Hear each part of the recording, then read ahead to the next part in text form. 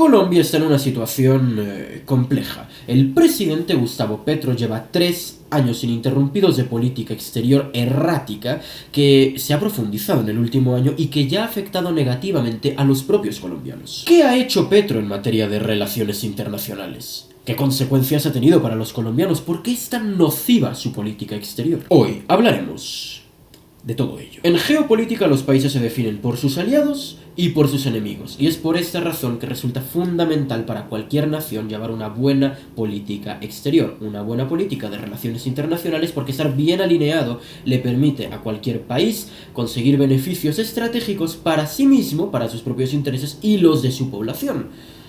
Y por eso es tan llamativo que un país relativamente grande como lo es Colombia esté gobernada por Petro, un tío con una política tan errática que es incluso fascinante y aterradora a la vez, y que toma sus decisiones no con base en los intereses generales de su país o en un criterio estratégico superlativo, sino por motivos puramente ideológicos, incluso si esto llega a perjudicar a su propia población y a él mismo. Contexto. Antes de empezar hay que entender dónde exactamente estaba parada Colombia en el contexto internacional antes de la llegada de Petro. Hasta el año 2022, y de hecho desde toda la historia, Colombia ha sido un país bastante importante en el contexto sudamericano, puesto que principalmente es el puente entre Sudamérica y Centro y Norteamérica, es decir, es punto clave para el narcotráfico. Y por esta misma razón, Estados Unidos y Colombia han colaborado muy estrechamente desde hace décadas en el combate a las drogas y el crimen organizado. A tal punto era la relación de estrechez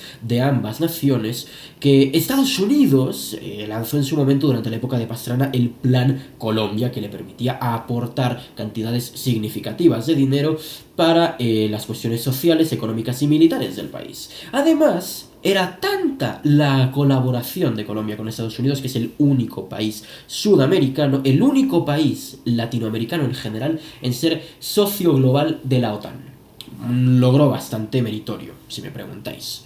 Adicionalmente ha sido cliente asiduo de Israel en cuestiones militares. Es decir, Colombia hasta el año 2022 era un país occidental en toda regla y una nación que se había beneficiado bastante de ello, puesto que era un país privilegiado en cuestiones comerciales con respecto a otros países vecinos, principalmente con el mercado del norte, con el mercado de Estados Unidos. Esto le ha permitido mayor volumen de las importaciones y de las exportaciones, principalmente al mercado más importante del mundo, y por ello la generación de múltiples puestos de trabajo que en otras circunstancias probablemente no se generarían. Diplomacia petrista. Ya, y entonces, ¿cómo ha cambiado la política exterior colombiana desde que Petro llegó al poder? Pues la política exterior, la diplomacia petrista, se podría definir como una delirante y lamentable comedia.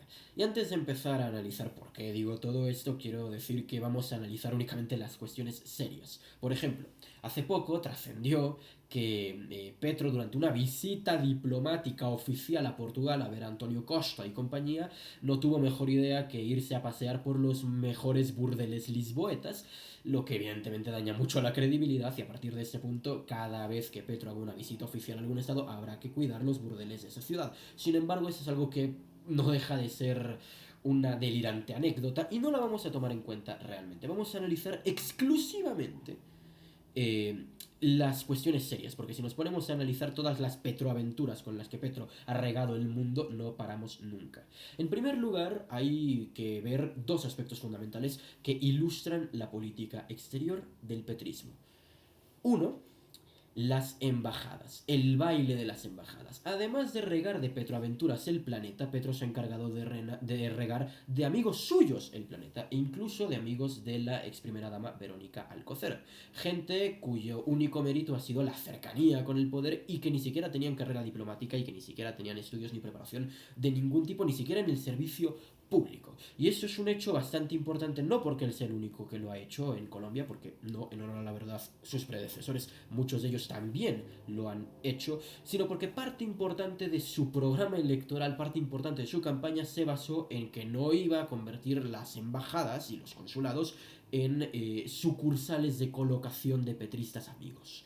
Y al final eso es exactamente lo que ha sucedido. Si os interesa profundizar en este tema, La Puya, que es un canal colombiano de periodismo que no puede ser considerado de ninguna forma ni neoliberal, ni uribista, ni afín a la línea política que yo suscribo, ha hecho varios vídeos bastante interesantes al respecto, así que consultadlos si os interesa. Y el segundo aspecto importante que ilustra la generalidad del petrismo ha sido el baile de los cancilleres. Pocos puestos en el gabinete de Petro, que mirad si ha tenido ministros en su haber, pero pocos ministros han sido tan... pocos cargos han sido tan tortuosos para Petro y para su administración como la Cancillería. En total, en estos casi 4 años de gestión, ha tenido 4 cancilleres y los 4, o por lo menos los 3 que han salido mal. Álvaro Leiva, Luis Gilberto Murillo, Laura Sarabia y la actual Rosa Villavicencio. Y de los 3 que han salido, ninguno ha salido en buenos términos. Especialmente reconocido es el caso de Álvaro Leiva, que desde que se fue no ha parado de rajar del gobierno y de decir que Petro es un drogadicto que se ha ido a pasear con transexuales en París, entre otras lindeces. Así que ya podemos ver que si hay un puesto en particular de todo el gabinete de Petro, que ha tenido muchos ministerios y muchos ministros, si hay un puesto concreto que es una auténtica silla eléctrica, que es extremadamente explosivo, esa es la Cancillería. Y con justa razón, porque ya veremos que tienen muchas razones los cancilleres para rajar del presidente Gustavo Petro. Petro y Venezuela. ¿Alguno se acuerda cuando en el año 2022 Petro estaba otra vez haciendo campaña y toda la derecha decía que era un aliado del chavismo y tal? Y todos sus militantes decían que no, que cómo era posible, que eso era una exageración, que Petro era un centroizquierdista moderado, que él no era chavista y que sería un absurdo hablar del petrochavismo. ¿Alguno se acuerda? Bueno, pues tened eso en cuenta. Durante todo este vídeo, y especialmente en esa sección, anotadlo en un papelito y tenedlo a mano porque tenemos que recordar eso en todo momento. El gobierno anterior a Petro, el de Iván Duque Márquez, del Centro Democrático, había tenido una relación de lo más hostil con Venezuela, principalmente porque era y es una narcodictadura que le enviaba tropecientos ilegales por la frontera, que provocaba violencia, que extendía sus tentáculos en la política colombiana y bla bla bla. Lindeces varias, lo que todos ya sabemos. Y cuando Petro llegó al poder, llegó con un discurso de reconciliación, en parte porque Duque era terriblemente impopular y con buenos fundamentos, entonces todo lo que oliera a desechar la política de Duque era bien aceptado, y en parte porque tenía un argumento, una premisa que puede no gustarme, puede no gustarte, pero tiene cierto sentido.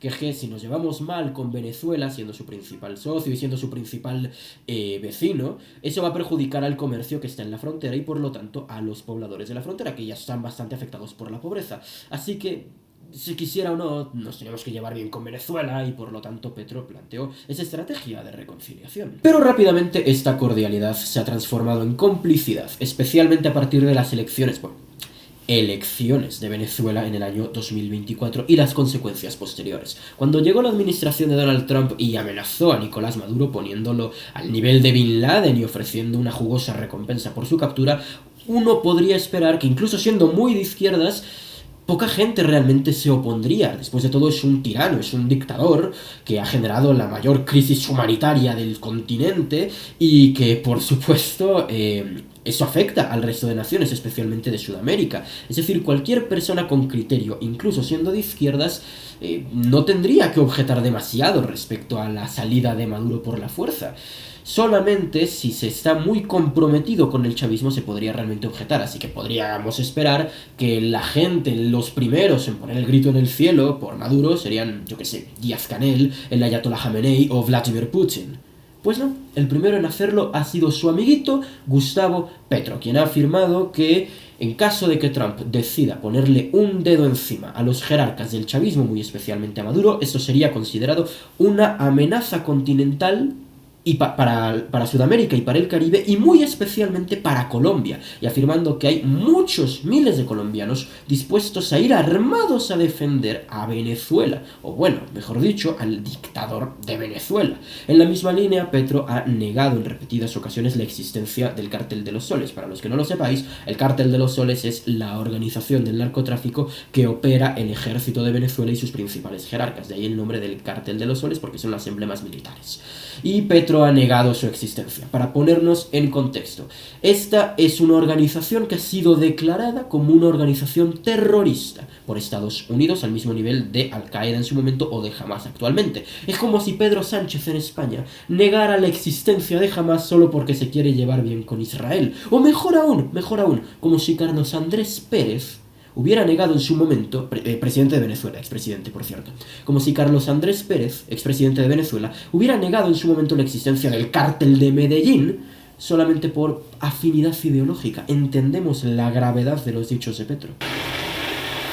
Pero no solamente se ha quedado ahí, no, también se ha trasladado a acciones concretas que además son muy peligrosas. Por ejemplo, hace poco, Colombia y Venezuela declararon juntas de la mano la creación de la Zona Económica Binacional de Paz. Básicamente un territorio en la frontera colombo-venezolana, que es una de las fronteras más custodiadas del mundo y por las que pasan más sustancias en el planeta.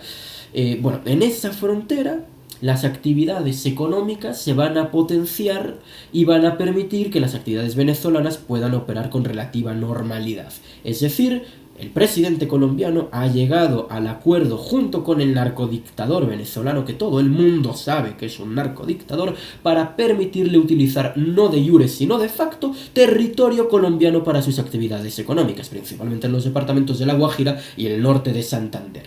Por supuesto, el propio Maduro ha dicho que estos territorios se van a utilizar para ampliar las capacidades del desarrollo industrial y la agricultura y movidas así. Es decir, este país, conocido por liderar una red de venta y producción de droga, no va a utilizar estos territorios colombianos para sembrar droga. No, para nada. Y por si no fuera suficiente, en un intento sobrehumano, superlativo de lavado de cara a Nicolás Maduro, Petro ha declarado en múltiples ocasiones que Trump es, cito, el principal responsable de la crisis de Venezuela. Lo cual tiene todo el sentido del mundo. Todos sabemos que Donald Trump ha sido el presidente de Venezuela desde 1999. Es obvio que él ha generado la crisis. Es obvio que el masivo éxodo de refugiados venezolanos es culpa de Trump. Maduro, ¿qué va?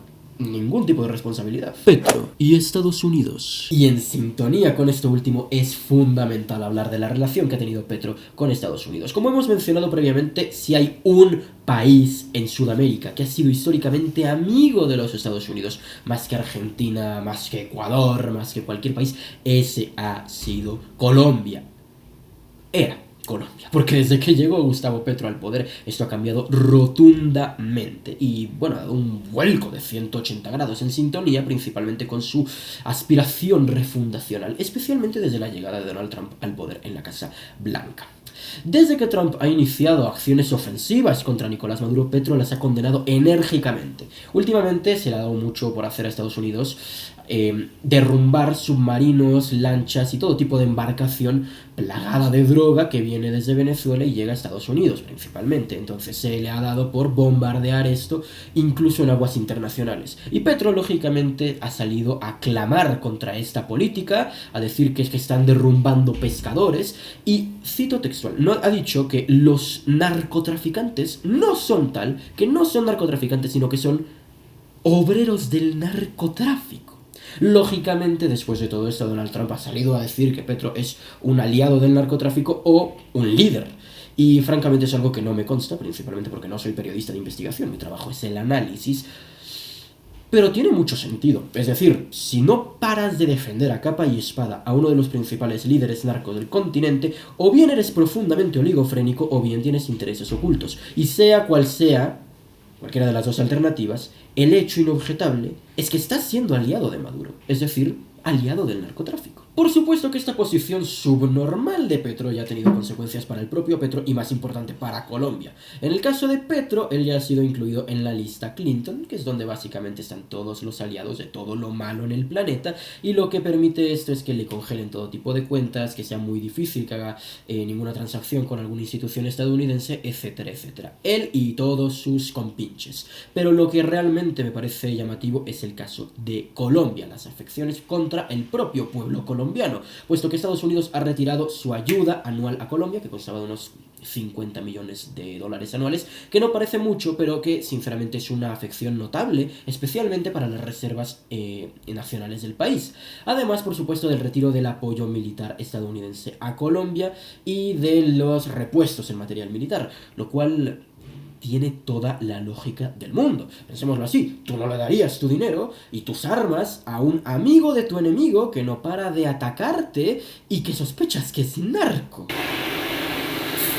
Pero Chris, Pedro tiene razón, no debería haber injerencia extranjera, que los venezolanos resuelvan sus propios problemas. Primero, eso es un argumento profundamente deshonesto. ¿Por qué? Porque cuando los venezolanos intentaron resolver sus propios problemas sin injerencia extranjera, les robaron las elecciones, los reprimieron en las protestas, los encarcelaron en el helicoide, a saber qué otras cosas más les habrán hecho ahí dentro, y aún seguimos esperando las actas que acrediten la victoria de Maduro. Y aún así Petro no ha dudado ni un segundo en salir a bancar a Maduro, es decir, pedirle a los venezolanos que resuelvan sus propios problemas internos sin injerencia extranjera es como pedirle a un secuestrado que se rescate solito sin injerencia de la policía. Es un delirio. Y en segundo lugar, es un argumento deshonesto porque Petro es el menos indicado para hablar sobre soberanía y no injerencia y no intervención y tal. ¿Por qué? Porque en septiembre de este año, hace nada, estando en Nueva York, Petro solicitó a las Fuerzas Armadas, a los soldados estadounidenses,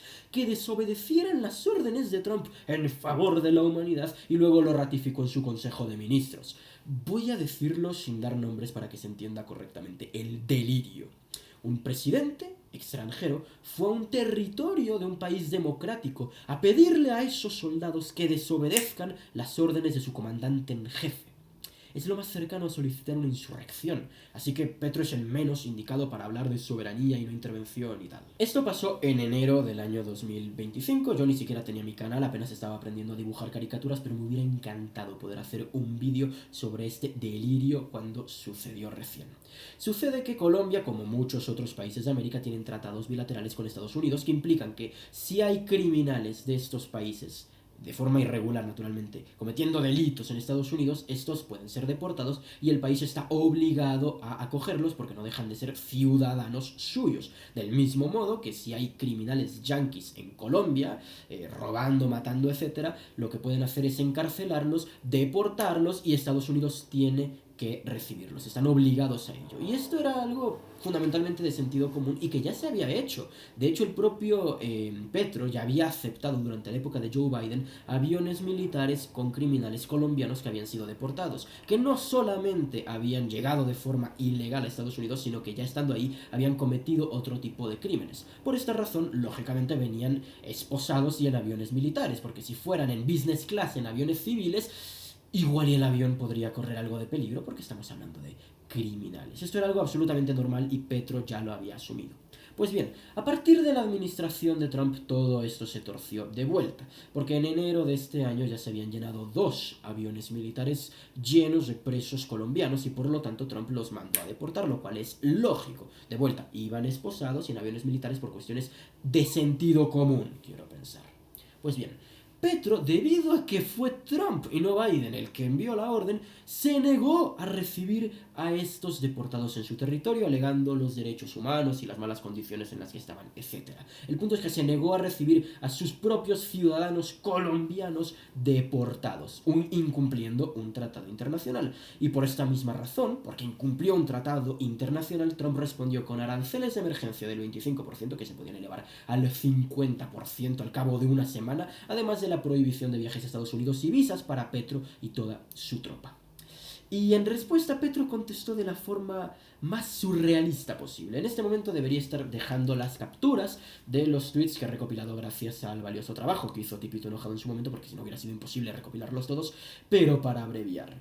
Dijo que no podían tratar como criminales a los criminales, dijo que estaba mal que los tuvieran esposados en avión militar, a los criminales, defendió la cocaína, cargó contra el vino y el whisky, dijo que tenían que convocar a una asamblea extraordinaria de presidentes latinoamericanos para examinar la nueva configuración del mercado de drogas en América, culpó al estúpido bloqueo a Venezuela de la situación de sus criminales colombianos en Estados Unidos, cargó contra los fascistas, dijo que las pandillas de negros y latinos de Washington deberían unirse y, lo más relevante de todo, elevó los aranceles de exportación al 25%. Es decir, por culpa de su obstinación en no respetar tratados internacionales y cumplir con sus deberes de presidente, se produjo una guerra comercial entre Estados Unidos y Colombia. No me consta, pero viendo los tweets, mi hipótesis personal es que estaba alcoholizado o algo peor. Ya digo, no me consta, pero no me sorprendería. ¿Y qué consecuencias habría traído esta guerra comercial de haber seguido escalando? Pues bueno, las exportaciones de Estados Unidos a Colombia representan apenas el 0,99% del total de sus exportaciones a todo el mundo, mientras que las de Colombia a Estados Unidos suponen el 25% del total. El 25%. Es su principal socio comercial. Para que nos hagamos una idea, el segundo es Panamá y no llega ni al 10%. Es decir, hubiera sido catastrófico, devastador continuar con esta guerra arancelaria. Y por fortuna, algunos de sus ministros eran más inteligentes que el propio Petro y vieron esto, así que en cuestión de horas salió Luis Gilberto Murillo, el canciller de entonces, a intentar apagar el fuego, a reconocer que tenía razón Trump, que había habido un intercambio de notas diplomáticas y que posteriormente se iba a aceptar efectivamente a todos esos criminales colombianos que habían sido deportados. Y a Petro lo mandaron a dormir. Por esa situación fue que a los días Luis Gilberto Murillo, el bombero de esta situación, salió expulsado de la Cancillería. Y como este tipo de conflictos hay muchos, y en este caso en particular, en el caso de Estados Unidos, podemos evidenciar que por cuestiones puramente ideológicas y de ego, porque no le gusta a Donald Trump y porque no quería hacer caso, se negó a cumplir con sus deberes, con sus obligaciones de presidente, a cumplir con los tratados internacionales, y por unas horas llevó a Colombia a estar en guerra comercial con Estados Unidos, que de no haber sido por Luis Gilberto Murillo, habría continuado, y posteriormente se cargaron a Luis Gilberto Murillo. Y como ese tipo de conflictos hay tropecientos, conflictos menores, que ya no nos da tiempo ni siquiera de cubrir en este vídeo. Por poner dos, cuando llamó a Milei títere del imperio, títere de Estados Unidos, porque Petro compartió una imagen del presidente argentino besando la bandera de Estados Unidos. Una imagen hecha con IA, con marca de agua de IA, pero bueno, la compartió de todas formas. O, por ejemplo, esto es un poco más grave, cuando rajó completamente de sus relaciones con Israel y, bueno, le declaró prácticamente la enemistad, rompió relaciones diplomáticas con Israel porque quería que jamás le diera palmaditas en la cabeza, lo cual perjudicó notablemente a su ejército, obviamente, porque Israel es era uno de los principales proveedores de armamento militar y logístico para Colombia. Y como esos hay tropecientos. No me da tiempo de cubrirlos todos en un mismo vídeo, así que si eres colombiano, déjame en los comentarios algún encontronazo internacional que no haya cubierto en este canal para que todos podamos reírnos un poco. Conclusión. Y la pregunta aquí es ¿por qué?